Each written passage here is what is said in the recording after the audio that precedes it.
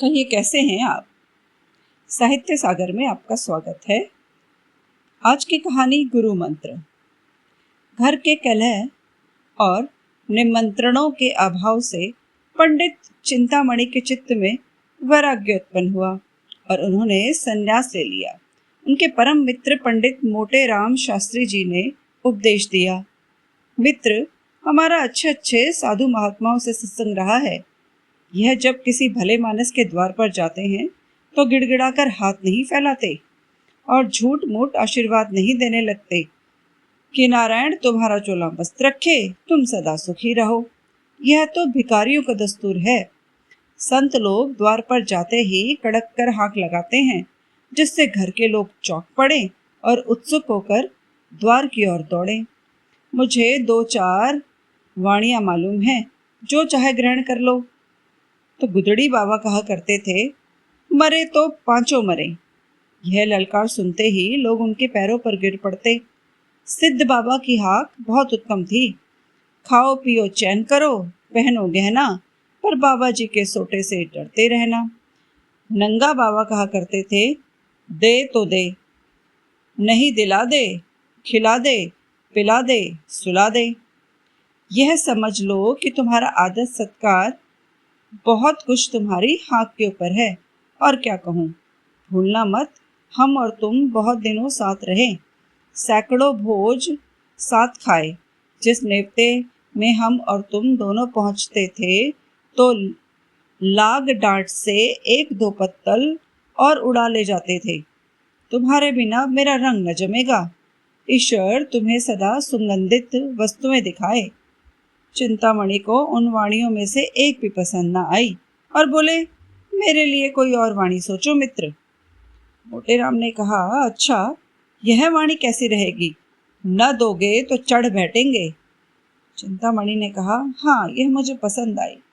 तुम्हारी आज्ञा हो तो इसमें कुछ काट छाट करूं? हाँ हाँ, करो। चिंतामणि, अच्छा, तो इस भांति देखो इसको, न दोगे तो हम चढ़ बैठेंगे। मोटे राम ने उछल कर कहा, नारायण, जानता है, यह वाणी अपने रंग में निराली है। भक्ति ने तुम्हारी बुद्धि को चमका दिया है। भला एक बार ललकार कर कहो तो देखो कैसे कहते हो। चिंतामणि ने दोनों कान उंगलियों से बंद कर दिए और अपनी पूरी शक्ति से चिल्ला कर बोले, न देगा तो चढ़ बैठूंगा। यह नाद ऐसा आकाशभेदी था कि मोटे राम भी सहसा चौंक पड़े। चमगादड़ घबराकर वृक्षों से उड़ गए, कुत्ते भौंकने लगे। मोटे राम ने कहा, मित्र, तुम्हारी वाणी सुनकर मेरा कलेजा कांप उठा है। ऐसी ललकार कहीं सुनने में ना आई। तुम सिंह की भांति गरजते हो। वाणी तो निश्चित हो गई, अब कुछ दूसरी बातें बताता हूँ, कान देकर सुनो। साधुओं की भाषा हमारी बोल चाल से अलग होती है। हम किसी को आप कहते हैं, किसी को तुम।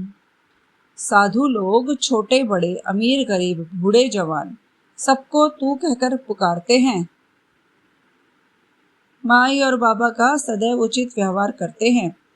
यह भी याद रखो कि सादे हिंदी कभी मत बोलना, नहीं तो मरम खुल जाएगा। टेढ़े हिंदी बोलना, यह कहना कि माई मुझको कुछ खिला दे, साधु जनों की भाषा में ठीक नहीं। पक्का साधु इसी बात को यूं कहेगा, माई मेरे को भोजन करा दे, तेरे को बड़ा धर्म होगा।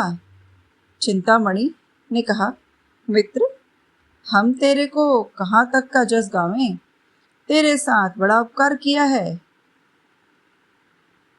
यो उपदेश देकर मोटेराम विदा हुए। चिंतामणि जी आगे बढ़े तो क्या देखते हैं कि एक गांजे भांग की दुकान के सामने कई जटाधारी महात्मा बैठे थे, गांजा पी रहे थे। चिंतामणि को देखकर एक महात्मा ने अपनी जयकार सुनाई, चल चल, जल्दी लेके चल, नहीं तो अभी करता हूँ बेकल।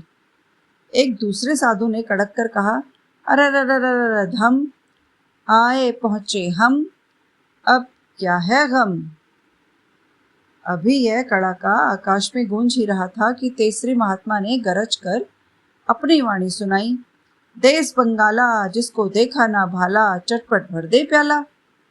चिंतामणि से अब रहा न गया। उन्होंने भी कड़क कर कहा, न देगा तो चढ़ बैठूंगा। यह सुनते ही साधुजन ने चिंतामणि का सादर अभिवादन किया। तत्क्षण गांजे का चिलम भरी और उसे सुलगाने का भार पंडित जी पर पड़ा। बेचारे बड़े असमंजस में थे। सोचा अगर चिलम नहीं लेता तो अभी सारी कलई खुल जाएगी। विवश होकर चिलम ले ली, किंतु जिसने कभी गांजा न पिया हो वह बहुत चेष्टा करने पर भी दम नहीं लगा सकता। उन्होंने आंखें बंद करके अपनी समझ में तो बड़ी जोरों से दम लगाया। चिलम हाथ से छूटकर गिर पड़ी।